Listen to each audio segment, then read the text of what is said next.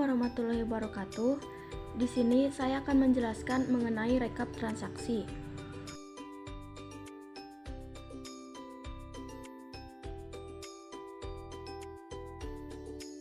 Fungsi dari rekap transaksi ini untuk melihat histori transaksi, bisa per hari, per minggu, dan per bulan, yang ditentukan oleh rentang tanggal yang ada di sini.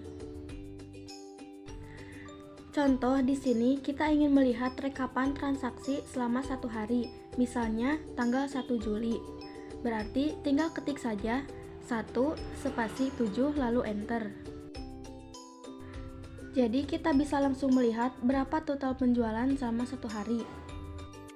Di sini hanya ada input transaksi penjualan grosir, tidak ada online dan offline, karena ini kan di gudang, jadi di gudang itu hanya penjualan grosir saja.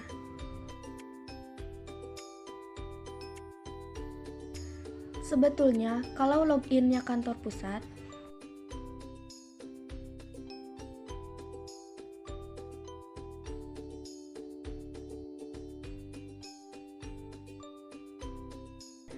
misal kita masukkan tanggal 1 sampai 31 Juli.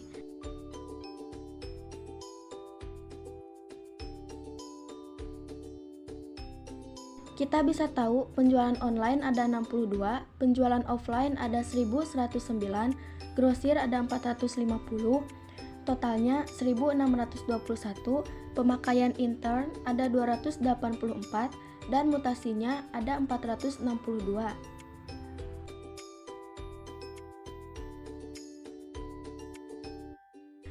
Nah, di samping refresh data ada pilih cabang, supaya kita bisa melihat transaksi yang ada di cabang tersebut. Jadi, jika kita loginnya di pusat, maka kita bisa melihat secara keseluruhan ataupun per cabang. Dan kita juga bisa melihat secara total gabungan bisa dari semua cabang.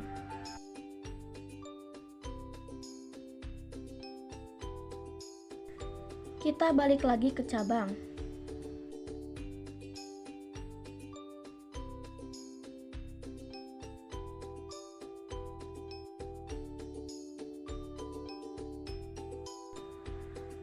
Di sini, direkap transaksi itu selain untuk melihat dalam 1 bulan, juga sangat bermanfaat untuk laporan harian.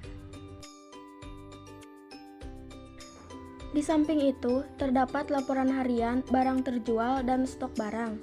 Jika ingin melihat laporan hariannya, maka untuk tanggalnya harus disamakan. Nanti akan muncul laporan transaksi di hari itu. Yang namanya laporan harian hanya bisa untuk 1 hari. Kalau lebih dari 1 hari, tidak akan bisa. Contoh, kita ubah tanggalnya, misal,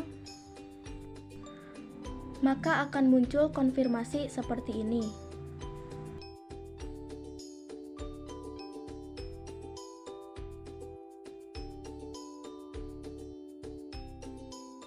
Kalau yang laporan harian faktur penjualan bisa, karena menghitung stoknya itu per hari.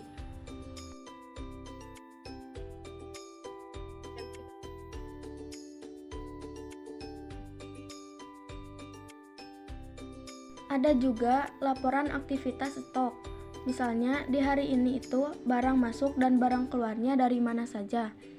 Kalau tadi kan stok dan barang terjual berarti hanya terjual. Kalau aktivitas stok itu ada barang masuk dan barang keluar, bisa saja barangnya masuk tapi tidak dijual, maka tidak akan muncul di laporan yang tadi. Intinya, semua aktivitas stok barang itu ada yang masuk dan ada yang keluar. Misal nama barangnya cat, cost, kitten, tuna. Stok sebelumnya 427 dan barang yang masuk sebanyak 275. Lalu yang terjualnya sebanyak 32 dan sisanya sebanyak 670. Di sini juga terdapat laporan harian faktur penjualan. Nah, untuk laporan faktur penjualan ini bersifat umum, baik online, gudang, ataupun cabang mana saja, pasti akan membutuhkan laporan yang sama halnya dengan laporan harian. Laporan aktivitas stok dan juga laporan harian faktur.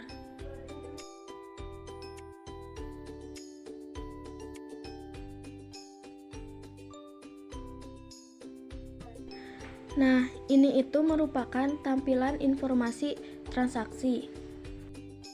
Kalau rekap fakturnya ada di tab faktur penjualan, tinggal kita klik refresh saja.